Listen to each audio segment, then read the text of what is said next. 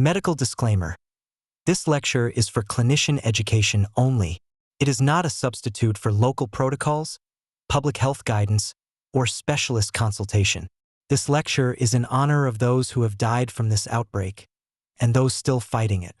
My condolences to their families and my best wishes to those recovering. Hantaviruses are normally strict zoonoses. Rodent urine, feces, saliva, and aerosolized exposure. Andes virus is the hantavirus with documented limited person-to-person transmission. The Chile household study put a number on it, a 17.6% transmission risk to sexual partners, compared with 1.2% to other household contacts. Argentina's superspreader cluster produced 34 cases and 11 deaths. A 2024 prospective study found Andes virus ribonucleic acid in saliva and other oral or respiratory samples for up to 16 days after symptom onset. A cruise ship is a high-concern close-contact environment when Andes virus is suspected. Two major clinical syndromes. The first is Hantavirus Cardiopulmonary syndrome, caused largely by Sin-Nombre virus and Andes virus.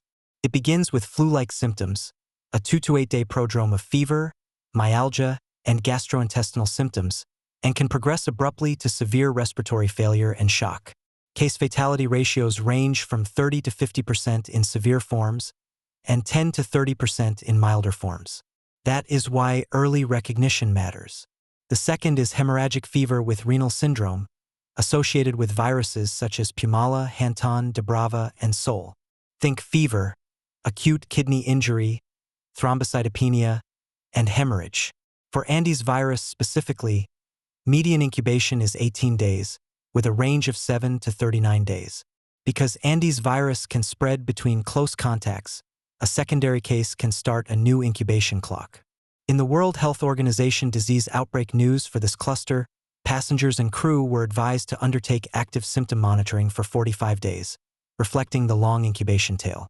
Travel or rodent exposure plus the Koster 5 criteria peripheral smear, thrombocytopenia, left shift of the myelocyte lineage, absent toxic granulation, immunoblasts above 10%, and hemoconcentration.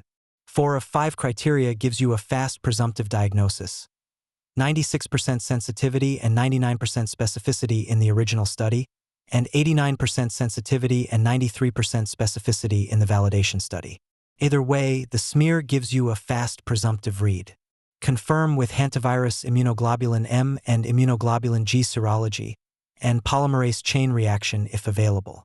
Platelets under 40,000 per microliter may predict severe progression. Falling albumin with rising hematocrit equals capillary leak. Bilateral interstitial edema with a normal cardiac silhouette should make you think hantavirus. Here is the question every resident is asking right now. How do I tell this apart from COVID-19? The early presentations can overlap. Fever, cough, myalgia, gastrointestinal symptoms, and bilateral infiltrates on imaging. But the full Hantavirus Cardiopulmonary syndrome smear pattern, hemoconcentration, marked left shift, immunoblasts above 10%, and rapidly falling platelets, is not typical of COVID-19 and should raise suspicion for Hantavirus Cardiopulmonary syndrome in the right exposure setting. In one study of 139 COVID-19 patients, about 98% scored 3 or fewer on the Hantavirus 5-point screen. Two practical bedside discriminators are the hematocrit and the platelet trajectory. The hematocrit is normal or low in COVID-19, but elevated in Hantavirus Cardiopulmonary syndrome because of capillary leak. Thrombocytopenia in COVID-19 is often mild or stable. In Hantavirus Cardiopulmonary syndrome, it is rapidly progressive. Repeat the complete blood count at 12 to 24 hours and watch the trend. Pleural effusion can support Hantavirus Cardiopulmonary syndrome in the right context, but imaging alone is not definitive. Here is where most clinicians get it wrong. Hantavirus Cardiopulmonary syndrome is not septic shock. The principle is, avoid aggressive sepsis-style fluid loading.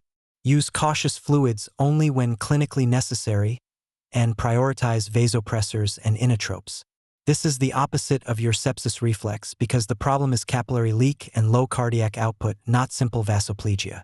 But this is not a no fluids ever rule. It means cautious, titrated fluids guided by hemodynamics, not the automatic large-volume sepsis bolus reflex. Suspected Hantavirus Cardiopulmonary syndrome is an intensive care unit-level admission from the start, because the cardiopulmonary phase can develop within hours. One critical caution: be very careful at intubation. Hemoconcentration plus sedation can reduce venous return, and cardiac arrest has been reported after intubation in this physiology. Optimize hemodynamics and have vasopressors or inotropes ready before induction. Patients who remain refractory to inotropes, with a cardiac index below 2.5 liters per minute per square meter, are potential extracorporeal membrane oxygenation candidates.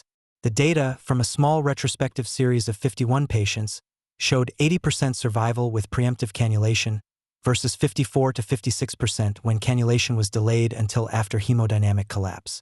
Transfer early to an extracorporeal membrane oxygenation-capable center.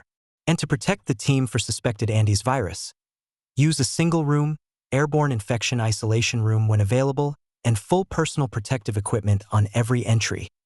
N95 or higher respirator, gown, gloves, and eye protection.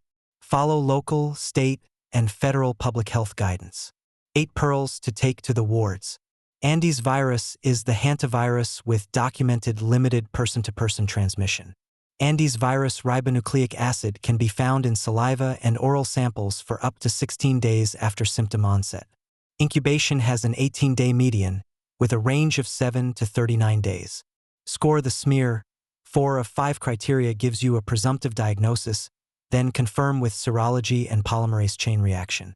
The full Hantavirus Cardiopulmonary syndrome smear pattern is atypical for COVID-19. Watch the platelet trajectory at 12 to 24 hours. This is the opposite of sepsis. Avoid aggressive fluids, use vasopressors and inotropes early, and be careful at intubation. Refractory low-output shock with cardiac index below 2.5 liters per minute per square meter makes the patient a potential extracorporeal membrane oxygenation candidate, so transfer early. There is no proven antiviral for established Hantavirus Cardiopulmonary syndrome. Ribavirin is not recommended off protocol, and glucocorticoids are not recommended.